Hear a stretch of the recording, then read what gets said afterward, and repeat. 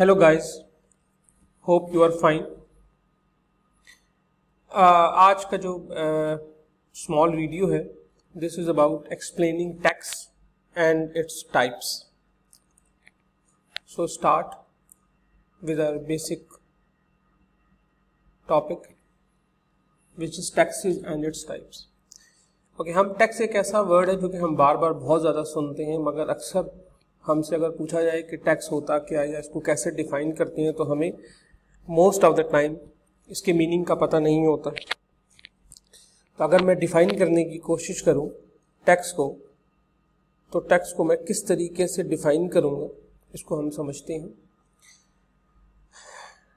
Tax is a basically compulsory contribution to state revenues.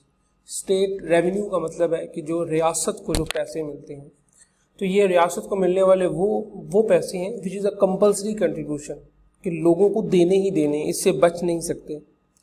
अब ये कहाँ से आएंगे? ये आएंगे levied by the government on workers income. ये वो पैसे हैं जो कि गवर्नमेंट जो है वो लोगों की इनकम पे अप्लाई करती है। ठीक है, वर्कर्स इनकम मीन्स सैलरी पे अप्लाई करती है। उसके बाद कुछ बिजनेस प्रॉफिट कमाते हैं तो बिजनेस के प्रॉफिट पे अप्लाई करती है। और समटाइम्स ऐसा होता है कि वो गवर्नमेंट चीज़ों की कॉस्ट के अंदर, सर्विसेज की कॉस्ट के अंदर या ट्रांजैक्शन की कॉस्ट के अंदर भी शामिल कर दिया करती है। मिसाल के तौर पर जब मैं एक पत्ती का डब्बा खरीदता हूँ या मैं एक सिगरेट का पैकेट खरीदता हूँ, तो आपने देखा होगा कि उसके ऊपर लिखा होता है कि price plus sale tax is equal to market retail price. तो गवर्नमेंट ने किया क्या कि उस सिगरेट की डब्बी में उस कॉस्ट को ऐड कर दिया। इसी तरीके से आपके घर में जो इंटरनेट का बिल है, आप अगर उस इंटरनेट के बिल को देखेंगे तो आपको नजर आएगा कि 1500 रुपये का बिल है और उसके ऊपर फिर कुछ सेल्स टैक्स अप्लाई हुआ है, बाकी कुछ और टैक्सेस अप्लाई हुए हैं। तो ये वो सर्विसेज में ऐड कर दिया। अब इंटरनेट की जो कंपनी है वो आपको सिर्फ सर्विसेज फराहम कर रही है। उसने अपनी जो उसके पास जितना इंफ्रास्ट्रक्चर मौजूद है वो उसने बेसिकली आपको दिया हुआ है कि आप उसको यूज़ कर लें। तो ये सर्विसेज फराहम की गई। इसी तरीके से आपने अक्सर देखा होगा, आप अगर यूनिवर्सिटी की फ़ीस जमा कराने के लिए कोई पे ऑर्डर बनवाते हैं तो उस पे ऑर्डर पे कुछ ना कुछ कॉस्ट होती है जो बैंक का प्रॉफिट होता है, प्लस उस पर एक और चीज़ आप अगर देखेंगे आपको नजर आएगी FED के नाम से, फेडरल एक्साइज ड्यूटी। तो ये वो उस किस्म के टैक्सेस हैं जो कि ट्रांजैक्शंस में ऐड हो जाते हैं।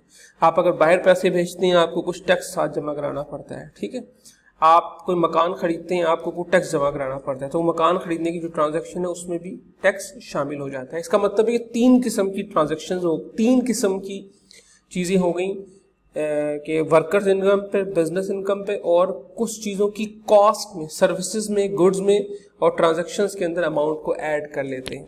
तो अगर मैं इसको देखूं तो this is the big drum for state revenue.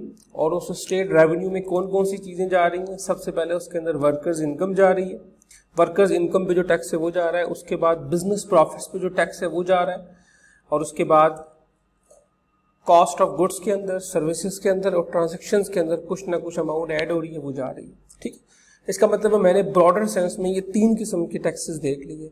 अब हम इसको अगर मजीद थोड़ा सा समझने की कोशिश करें तो मुझे ये नज़र आएगा कि वर्कर्स इनकम और बिजनेस प्रॉफिट, इस पे जो टैक्स होगा, इसके लिए हम जो नाम इस्तेमाल करेंगे वो थोड़ा सा डिफरेंट होगा। इस किस्म की इनकम के लिए हम नाम इस्तेमाल करेंगे इनकम टैक्स, यानी कि जो लोगों की सैलरी पे इनकम पे टैक्स हो रहा है और जो बिजनेस प्रॉफिट पे टैक्स हो रहा है, दैट इज इनकम टैक्स। और इसको हम बहुत सेंस में डायरेक्ट टैक्स भी कहते हैं। ठीक है, so income tax is a type of direct tax. इसकी निस्बत कॉस्ट ऑफ गुड्स, सर्विसेज और ट्रांजेक्शन में जो टैक्स ऐड हो रहा है उसके लिए हम नॉर्मली लफ्ज इस्तेमाल करते हैं सेल्स टैक्स। ठीक है, बाद में FED भी हो जाता है, लेकिन ये जो सेल्स टैक्स है it is a majorly indirect tax. अच्छा, नाउ अब हमारे पास 2 मजीद वर्ड्स आ गए हैं। एक वर्ड का नाम हमने रख दिया डायरेक्ट टैक्स और इनडायरेक्ट टैक्स। अब अगर मैं इसको डिफाइन करने की कोशिश करूं कि डायरेक्ट टैक्स और इनडायरेक्ट टैक्स में क्या फ़र्क है, तो डायरेक्ट टैक्स वो टैक्स होता है जो कि आपकी इनकम पे अप्लाई होता है, और जैसे जैसे आपकी इनकम बढ़ती है ये टैक्स बढ़ता जाता है। दुनिया भर में नॉर्मली ये तरीक़ाकार है कि ये प्रोग्रेसिव टैक्स होते हैं, जैसे जैसे इनकम बढ़ती है टैक्स बढ़ता है। मिसाल के तौर पर पाकिस्तान में अगर आपकी तनख्वाह 6 लाख रुपए साल से कम है तो आप पे कोई टैक्स नहीं है। 6 लाख रुपए से बढ़ेगी तो टैक्स लगना शुरू हो जाएगा, लेकिन 10 लाख रुपए पे जो टैक्स लगेगा वो कम होगा। अगर 20 लाख रुपए पे लगेगा तो परसेंटेज बढ़ जाएगी। जबकि सेल्स टैक्स जो है उसका कोई ताल्लुक आपकी इनकम के साथ नहीं होता। 1000 रुपये कमाने वाला शख्स भी पेट्रोल पे उतना ही सेल टैक्स पे करेगा जितना 1 लाख रुपए कमाने वाला पे करेगा।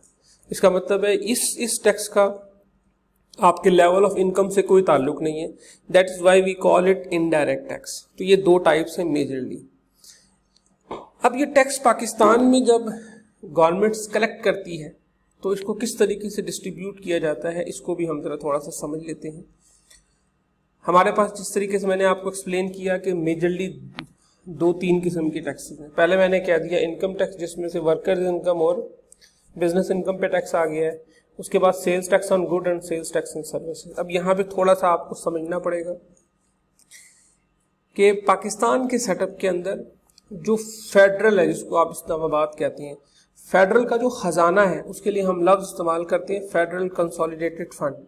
जितना इनकम टैक्स और sales tax on good Pakistan में कलेक्ट होता है वो सबसे पहले जाता है फेडरल कंसोलिडेटेड फंड में यानी कि वो जाता है इस्लामाबाद के पास।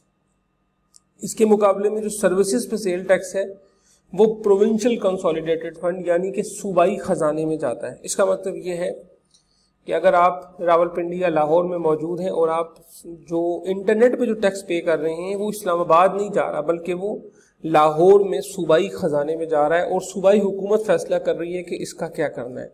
जबकि आप सिगरेट की डिब्बी पे या जूस पे या किसी और चीज़ के ख़रीदने में जो टीवी पे जो आप सेल्स टैक्स पे कर रहे हैं वो किसके पास जा रहा है, वो इस्लामाबाद जा रहा है। ठीक है, और जितना इनकम टैक्स पे कर रहे हैं वो भी इस्लामाबाद जा रहा है।